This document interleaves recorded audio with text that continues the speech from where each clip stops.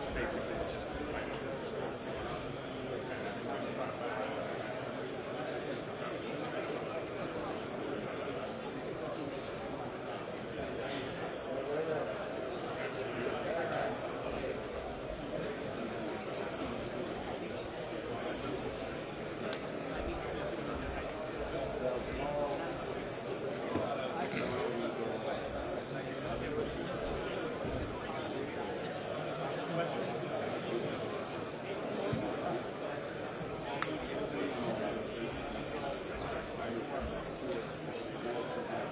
Good afternoon, everyone. This is our last audio check. We've got about 5 or 6 minutes before they start.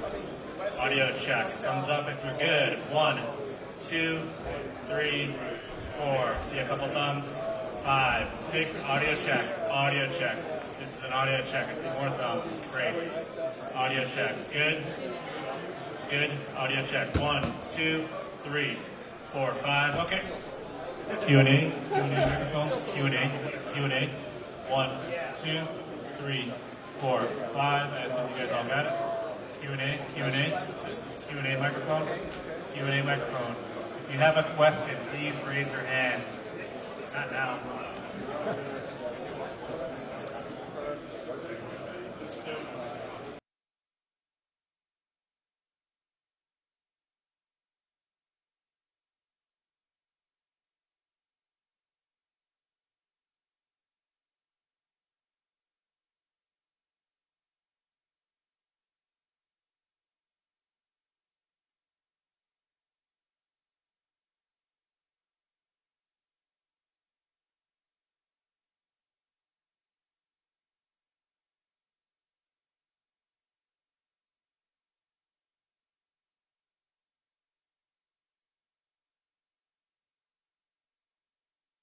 Do a lot of this stuff, unfortunately.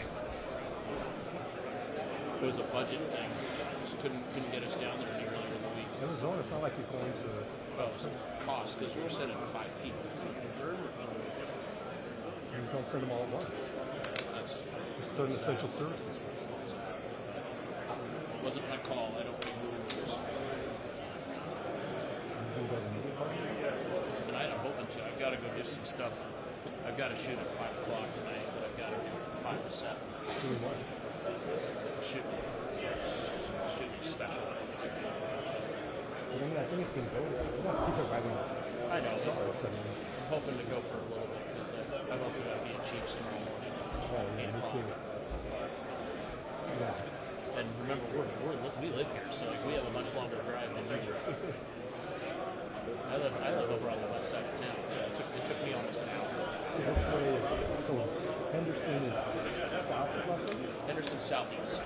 We're in the southeast valley. I live on the complete opposite end of town. So west would be towards San Boy, if you're thinking From here? Yeah, it'd be towards San Boy from here.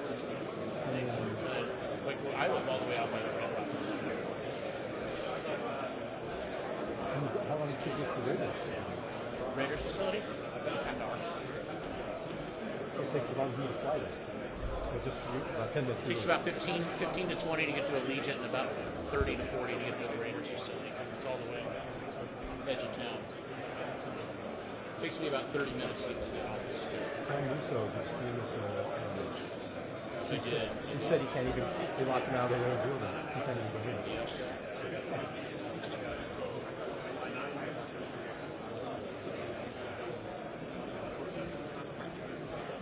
When you talk about traffic for you, you really can't have sympathy for you. No, yeah, there's yeah, you need to drive it's to nothing here you compared need to to drive to Angels 25 miles. 3 o'clock in the afternoon. In Anaheim, it's taking an hour to hour 10. 3 o'clock in the afternoon. at least.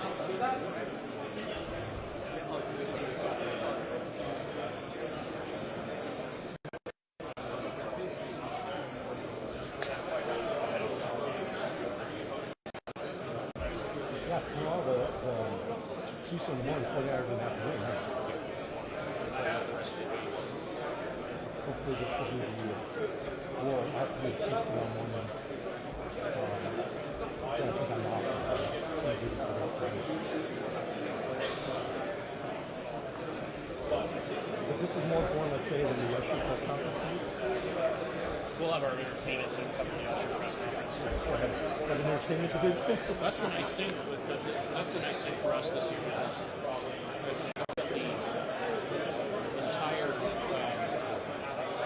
we've got the entire staff at our disposal this year. So Oh, yeah. Like, because we're in our home base. Well, it's just like LA. I mean, it's just. Yeah. Well, problem is like, I mean, so the Atlanta has to pay for the media blocks. They block it off and pay for it, right? I mean, nobody from LA is going to stay. I mean, the Rams played when it was in LA. Yeah. So. Yeah. Nobody stayed. Yeah. Exactly. Nobody took the media bus. Yep. We always go. We'll take. Looks like the Raiders.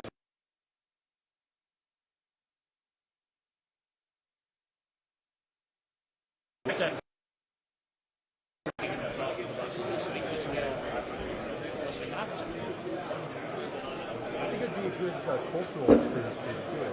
We did it last year. It was Okay, all right. interesting. You know what it goes like. No, it wasn't bad. It really wasn't that bad.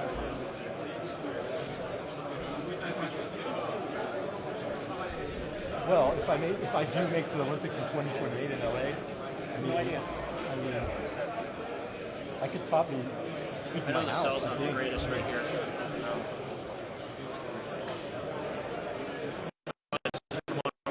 This is a loaner live use, so I don't know if it's got extra cards or not. 5800. I've got 8. And I'm not on the Wi-Fi.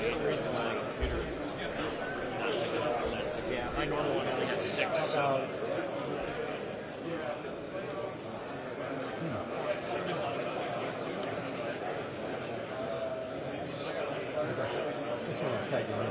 I'll tag the images on this one. Lovely. The hotel is available. I mean, it's not fast. It's fast enough. Oh, yeah, we should. I'm thinking like that. You can walk up there.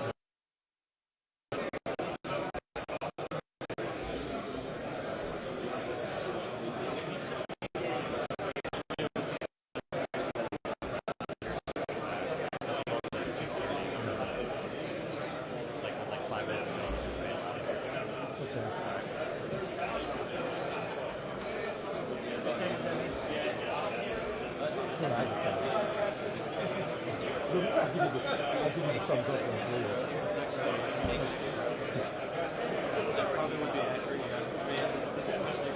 Yeah, there it goes. It's taking it down.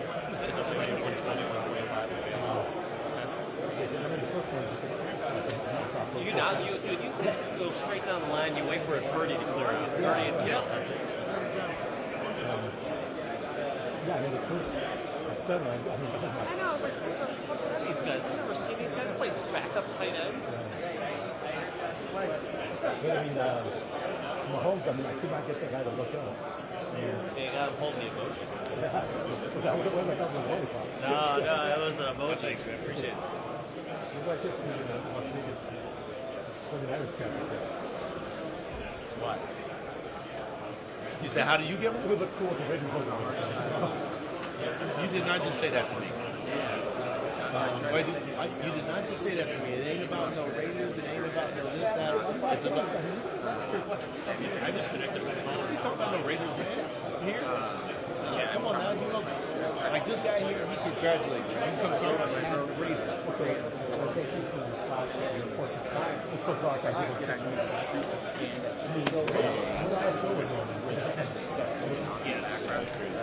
you got off the door. Well, What's up, guys? yeah. Because, man, these guys. Oh, here, the door's open. Look at him. Cool head. Weird without injury report. That's the only way I open it up. So.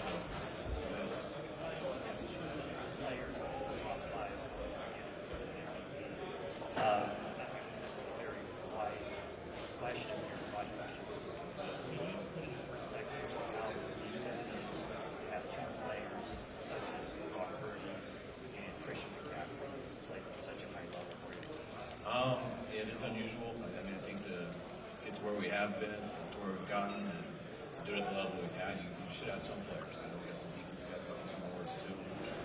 But having both of those guys in the run and the pass game, what Christian does in both, and really what Brock's done in both, they've both been unbelievable and the biggest parts of our offense. Hey, Fred and George, in a lot of ways, are the emotional team leaders for you guys on their respective side of the ball. What do you see in them as prospects, and how have they developed that leadership as they've gone on in the NFL? I mean, I think they developed it the more they played. I mean, they didn't come in, they weren't like that right away. They came in and they were both pretty quiet, but they both worked as hard as anyone. They were the same every single day, off season, regular season. I always mess with George. You go back and watch him his first year. He didn't have wristbands on, wore socks real weird, had a clean-cut haircut. And then the second year, he was the WWE champ. So once those guys start playing and you play at a high level, you kind of get comfortable in your own skin. And when you play that well and you work that hard and you're that consistent, it makes it pretty easy to be a leader. Yeah, Kyle, you've been asked a lot about how being the son of Mike Shanahan was an advantage for you to get here. But there's been hundreds of kid coaches or coaches' kids who didn't get to where you are. Is there anything that was unique about advice he gave you or lessons he taught you that may have been, helped you more here, or anything you did? I mean, being a coach's son, very fortunate to just be around it so much, especially at the NFL level.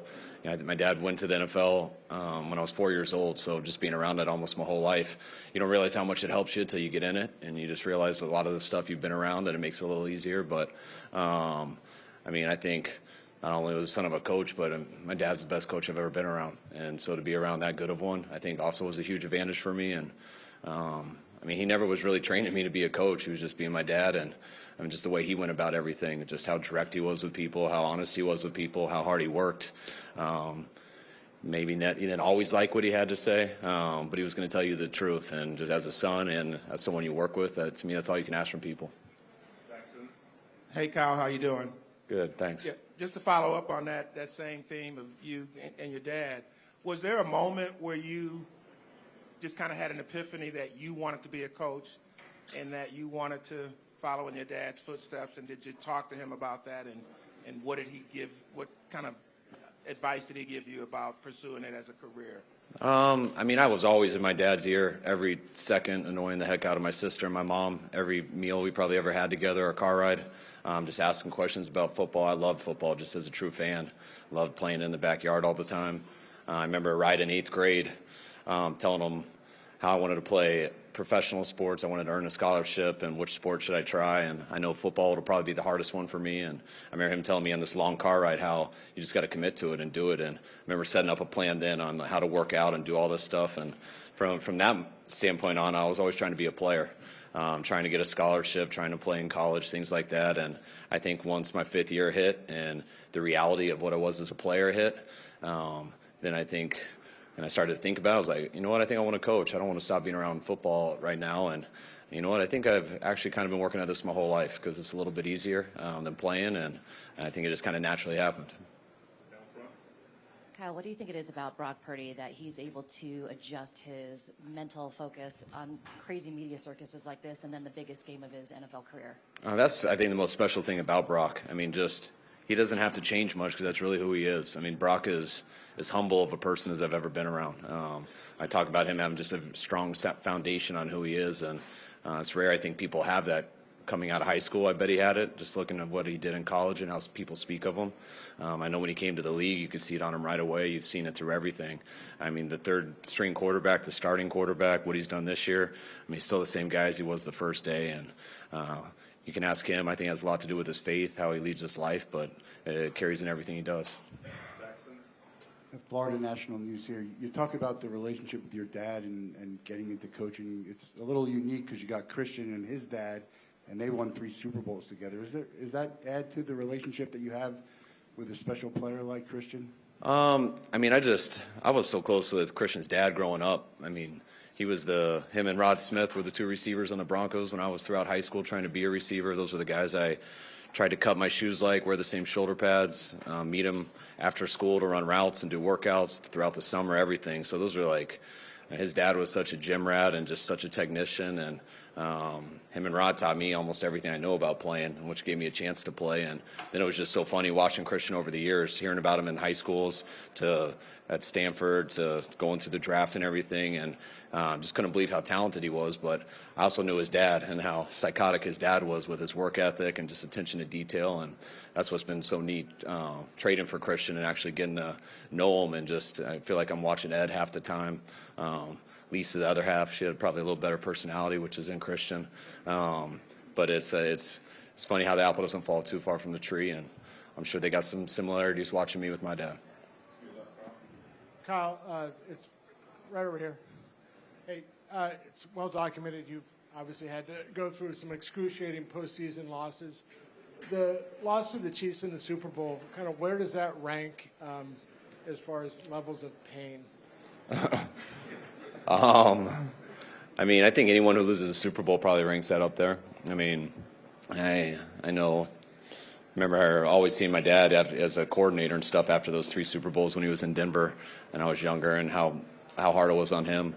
So I think anytime you get that close and you lose it, the last one, that's definitely the hardest. But all football games are hard to lose. Each week you put so much into them. That's why the more you coach, the more you realize, like, when you win, you're just kind of relieved, so you can get right to the next Monday and get ready. Everything's trying to get to that last week, and we did get to this last week, and this will be our last Wednesday. Our last Tuesday. Friday will be our last practice, and Sunday will be our last game, and you're always hoping you're the team that wins that last game, and that's our goal this week. Hi, Coach. Is there anything in particular you're feeling about going into the chess match that is going to be against Andy Reid? Same as you always do. Andy, as good as there is, especially him running the offense, and Spags on the defense, as good as there is. They've both been doing it for a long time. We've all gone against each other a number of times, so I think the schematics can get a little overrated. We all have real sound systems, and we all have real good players, so we'll see how it unfolds on Sunday. There's been talk over the last week about a lack of defensive effort in the last couple of games, and that was going to change. How have you seen that group really change their focus this week? I think they've been about the same. I know there's been a lot of talk about effort, which showed up on a couple plays in particular, but that wasn't our best on those couple plays, but that definitely wasn't why we struggled stopping the run. There was a number of other things we had to detail up. When you play an 8-man front, it just takes one guy to get out of a gap for there'd only be one guy left, and that's stuff we got to do a lot better at. But our guys take a lot of pride in what they do. They work hard in every day, practice, games, since I've known them, so I don't expect to be any difference on Sunday. Kyle, to your left. How much did it help when you were developing Brock that you had so many pieces in place on the offensive line and at the skill positions to where you didn't have as much of a concern about bad habits forming because of protection or because of lack of options in the passing game? Not much. Last year we went into the year with a guy starting center for the first time in his career. Never started a game before. Our right guard had never started a game before. Our left guard was going into his second year.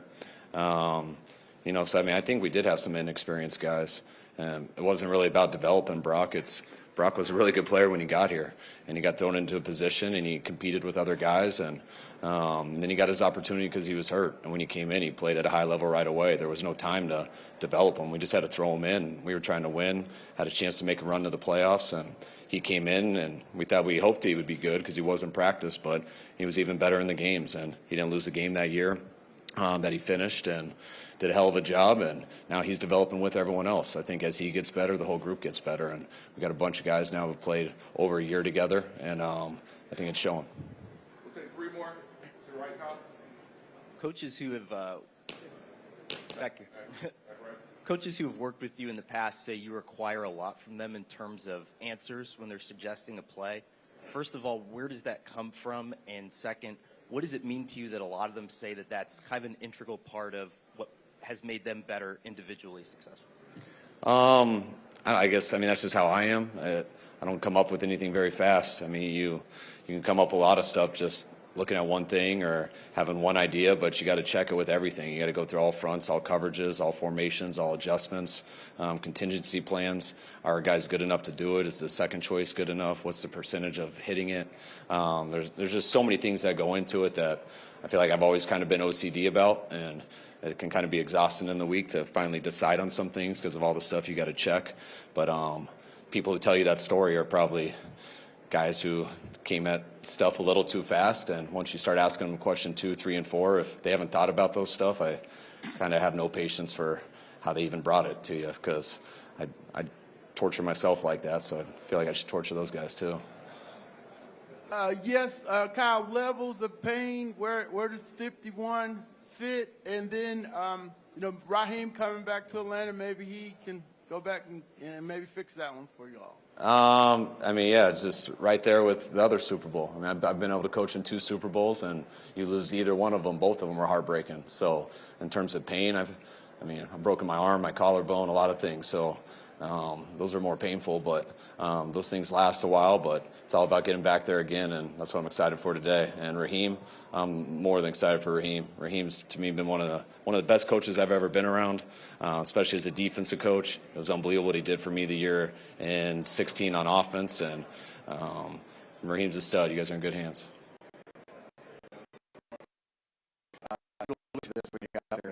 No injuries or personal, just double checking. Kittle's good to go. And are you expecting full participation in Wednesday's practice? And just how valuable will that be? I am, but since I didn't have to give a report today, I haven't talked to the trainers yet. So, but I'm expecting to be pretty positive. Stacey, last question. Hey, Coach. Stacey Dale's NFL Network. Greasy was talking to me, I'm back here, yesterday about Brock playing with conviction, and you have to have an aggressive mindset to do that. How much more aggressive have you become as a play caller because of Brock, and how has he elevated you in many ways? I mean, definitely. Your flow with how you call plays changes with your players. Of course, with the quarterback, but also with everyone else. I mean, the O-line has a factor, the eligibles you're trying to get the ball to, how the defense is playing. So everything affects your play calling. And I've been fortunate enough to be able to call plays for a long time. I've been in a lot of different situations. But having Brock, it's been a lot of fun. I mean, you could feel it last year. Just each game, I got more comfortable with him, seeing what he could do and how aggressive he is. And sometimes guys are aggressive, you get a little too aggressive, and then all of a sudden you get them in trouble, you got to pull it back. And Brock's been pretty impressive with that stuff. Usually when it's not, he makes the right decision as consistently as anyone I've been around. And real fun call plays for him. All right, guys. Thanks.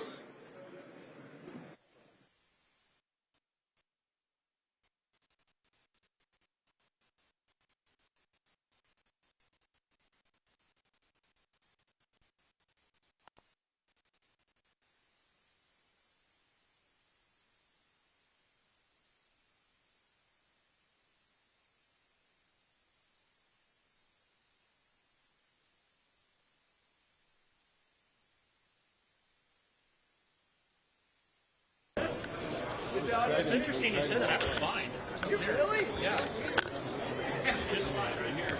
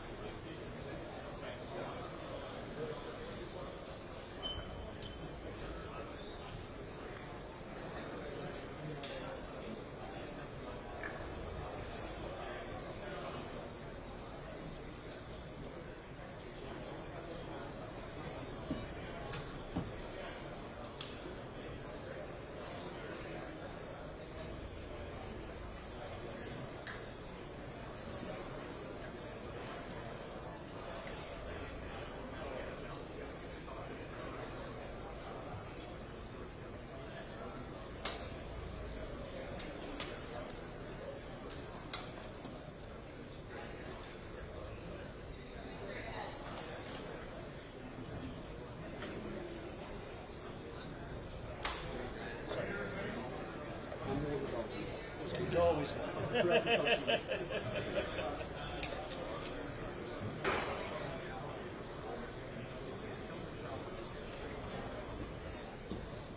Hey, John, how are you doing? Doing great. How you doing? I'm good, thank you. Yes, sir. Joan, you've played in every postseason game of these 49ers for the last 3 years. Just put it into context for us what it means to you to finally get to the big game. It means everything. The things we sacrifice with these guys, man, they're like my brothers. It's a family, and so, man, it means everything to this family. When you look at the receiving core that San Francisco have, everybody talks about Debo and Brandon Ayuk and George Kittle. To be part of that, give us some insight. What do they bring to the team? What makes them such a nightmare for quarterbacks? Oh yeah, I think it's easy. You can just turn on the film and you can see it pretty clearly. Debo and Kittle, they're amazing players. Ayuk, not just them. It's just so many different players on this team that can just take over the game any moment. What are you able to take from your game from the way they play? Just knowing that I got to do my job. I got to hold up my end of the bargain, and so they push me to be great, because that's all I see on this team. Nah, I don't. I think I just do my job, and when the 49ers win, Juwan Jennings wins. Do you feel that perhaps in your game you can make the most opportunities on Sunday? Because there's only so many people that the opposition can move double coverages. Right. I think that's just one of those areas where you got to control what you can control, and as long as we're winning, I really never even think about that. You know, Debo and Ayuk and everyone else who touches the ball, man, they earn that. You know, and for whenever my number's called, I'm always ready, and that I like that part about the game. What's it feel like to catch a pass from Brock Purdy? How's it different from catching a pass from another quarterback you played with? I mean, I really couldn't say it's just too much of a difference. I don't know. I mean, he gets the ball to you in the games. I don't think it's just catching the football is catching the football.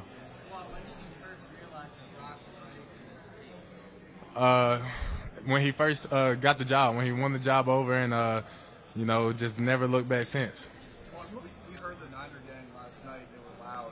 What's it like to play for a franchise that travels so well and you always have a lot of fans there? Faithful, man. Faithful to the Bay. It's everything that it beholds.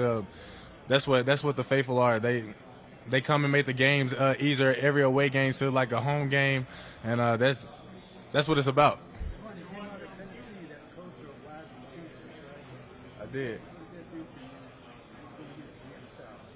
What up? Could you repeat that? Yes, you came out of the culture of Tennessee in the great wide receiver position. How did that help you? I think wideouts in Tennessee generally just come from yards after catch, and I think that helps me make the best of my opportunities. Well, do you remember where you were in 2020 before that last Super Bowl? Were you at your dorm in Tennessee? What were you doing watching that game? For 2020, I had just got drafted. So 2020, I had just got drafted. I was in a small town in Winchester with my nephews. I was training in Middle Tennessee. It's about an hour from Middle Tennessee. And man, I wanted them to pull it through, and they did, and it was crazy. It was crazy. I was just ready to go to work.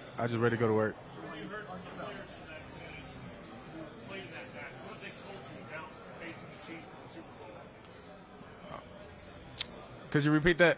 What if the older players who were in that squad in 2020 told you about what it's like facing the Chiefs in the Super Bowl? We didn't really talk too much about it. We know that they had that game won, and no, this year is just all about finishing the game, 4 quarters. When you talk about controlling what you can control, it feels like in the season there's always one unexpected guy that steps up. Whether it was Darius Tony last year, Trey Burton came to mind, really special. How much of a challenge is that mentally on a game of this magnitude to really be able to control? I think it's no different from any other game. I think you just treat it like any other game, and you know, this just so happens to be the last one. On that note, is there anything you'll do this weekend to ensure that your emotions don't get the better of you? Because it is a big stage. It is the biggest game in your sport. Like I said, I just keep the same routine, man. Just wake up, I'm gonna catch the middle or late bus to the stadium, and just go from there. What's the best thing you can do coming out of the SEC? Some advice you give an SEC receiver coming into the NFL? I say just stay resilient.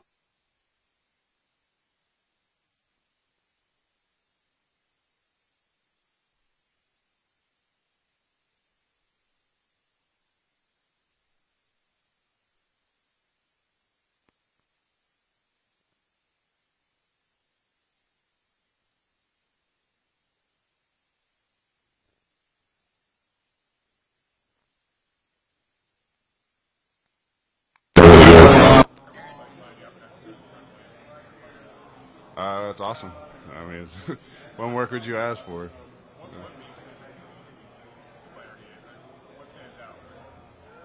I mean, he's a freak athlete. He's, for his size, super athletic. He's super strong, and he's very intelligent. And he knows a lot of little, the ins and outs of the game within the game. As far as offensive line and defensive line, his hand placement and the way he can work his hands, he's just, Hall of Fame player.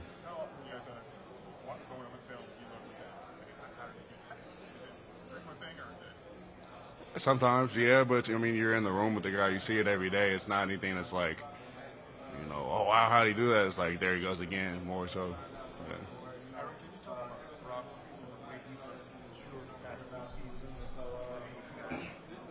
I mean, Brock came in very mature. I never felt that, or I've always felt from my first time meeting him and going through training camp last year that he was very mature for a rookie and held himself with great poise, and you could tell that his character was above par. I think he's kind of just stuck by that and trusted his faith in God, and you go talk to him and that's what he's gonna say. And but he works his ass off and he's a really good player. Very intelligent, working with Kyle Shanahan's scheme. Everybody Yeah. says it's too hard to be the quarterback of this game, so complicated.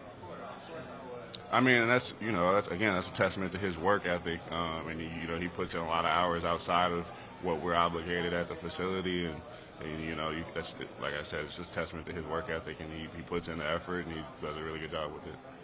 Aaron, you mentioned your rookie year, it got pretty rough for you. Injuries, playing constantly, like parties.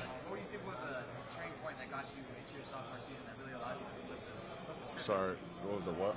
Your rookie season was a little rough. How were you able to flip the script going into your sophomore season to really make it like a second? I mean, I just took advantage of every day, and didn't want to, I felt like I wasn't completely prepared for an NFL season my rookie year when I came in, and I had to fix that. So I put in the work in the off season with the strength coaches and nutritionists and everything, and got my body to where it needed to be so that I could go perform. Plus, the second year in this offense really is helpful. You get that first year under your belt, you build your foundation, and go from there. So. I feel like there was like a single turning point out of it, where you came together. No. Using everything collectively, pretty much. It was just, for me, it was a mindset of I'm just going to take each day to get better, and not try to be perfect. It's just to pick one thing to work on, go in and just get better at that, and then from there just keep adding on to. So just start from the basics and work from simple to complex. How difficult was it for you your rookie year not to get on the field much at all? It was difficult, man. I had higher aspirations for myself, just so to say, but I had to look in the mirror and say, okay, what am I doing that's not allowing myself to start to play, to be on the field, to help this team win? And so when I talk about a turning point, it's really just sitting down and looking at myself and just being honest with where I was at. Toward the end of that year, I remember the coaches and John Lynch talking about the progress you're making behind the scenes. Like the mind, right? The developmental program, like after practice. Yeah. You obviously took that pretty seriously. Very. And honestly, that work was great in the mind anyway, just to get to practice against Kevin Givens and Armstead and DJ Jones and all the guys we had at that time was just, for me, it was just banking reps against good guys. And so if I can win reps against them in practice where, they don't have to worry about the cadence, they can just tee off and go. And, so winning those reps there and getting better there, I feel like was really good for me. It make it almost more difficult if you're a local guy and you probably knew more people, they're asking because they're watching every week. Did that cause any added pressure on you? No added pressure. I mean, I put enough pressure on myself to get better. But everybody that's in my corner was still very supportive and completely believed in me, and there was never any waiver of belief in me. So. And now here you are. Yeah. You're, are you the only Bay Area guy on the team? Yeah. You might be. No, Tongass. Tongass from South Bay. Yeah. Does this make it more special that like you're playing for for a team that you watch your entire life? Yeah. No, absolutely, man. And just being able to know the people that are supporting us, know the fans, know the area, grown up in it, and to be able to bring something of this magnitude back to the area is huge.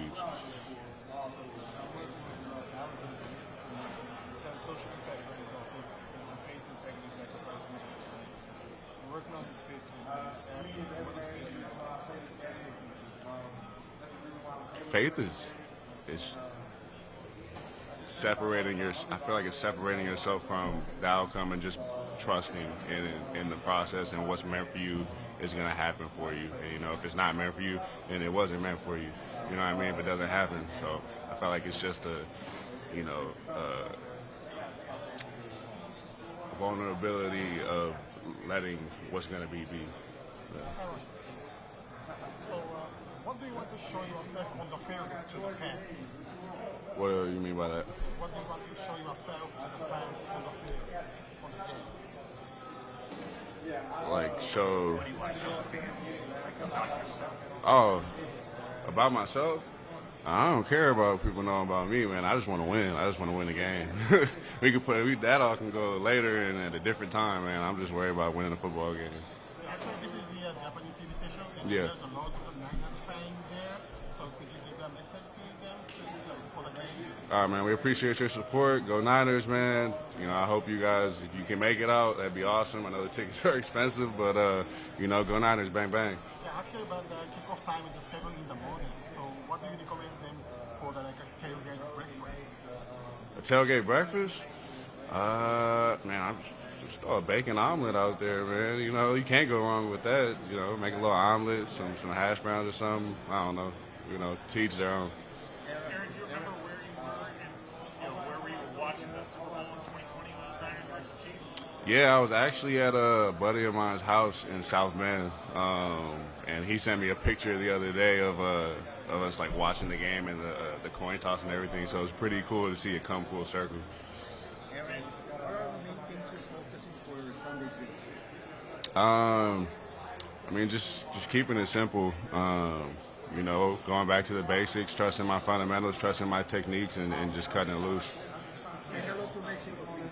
Hi, Mexico. Viva. Who's your buddy? No, just a friend from the area. Yeah. So what kind of emotions did that cause you when you saw that picture? I just thought it was really cool. I didn't even. I remember watching the game, but I couldn't remember where I was watching it or who I was with. But he sent me the picture, and I was like, oh yeah, that's where. And so it was cool. It's cool to see it, like I said, come full circle. Right, and now a lot of those guys are your teammates. Yeah. Isn't that crazy? Yeah, it is. Aaron, speaking of your teammates, who talks the best draft on the squad? Ooh. I don't want to say the best. I never really hear him, but I feel like maybe JJ. Yeah. Maybe JJ. And, Yeah. And one more. You were making the call on Sunday, heads or tails? Tails never fails. Aaron, you guys brought in Christian in the middle of last season. Yeah. Shanahan's super diverse running game, right? That's something on. How has the presence of Christian changed what you guys do with the running game? Oh, it's awesome. And I think, anytime he touches the ball, you never know what's going to happen. He could be in the end zone at the end of any play. But just, from what he can do outside of taking the ball out of Brock's hands, he's a back that you can scat out and go run routes and really run any route that, on the route tree. So I think that's huge to be able to have a back that can run the ball effectively and catch the ball effectively. Have you learned anything from him where, you're blocking stuff out for him? He's like, do this way, get your body this way, do this in the second level. Does he have any actually have anything from him in terms of his running game acumen? No, actually, he's kind of the opposite. He's like, hey, bro, do what you're doing. I'm gonna make you right. I like that block you did. Like, I'll cut differently off of it next time. Or he's kind of the opposite. Yeah. Have any of your older teammates from that 2020 squad talk to y'all around what that game was like and how to face the Chiefs going into this Sunday? I mean, there's been some conversation, but they're a different team. They're not the same team. And, you know, that's, you know, how many years ago, how many of those guys are still on the team? So, no, not really.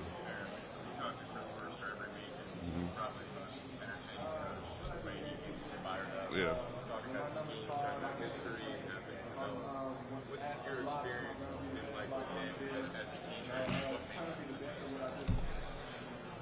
Chris is awesome, man. Like you said, I think he's one of the best offensive line coaches, if not position coaches in the league. But just how much he cares and pays attention to the details, and he's very specific in what he wants.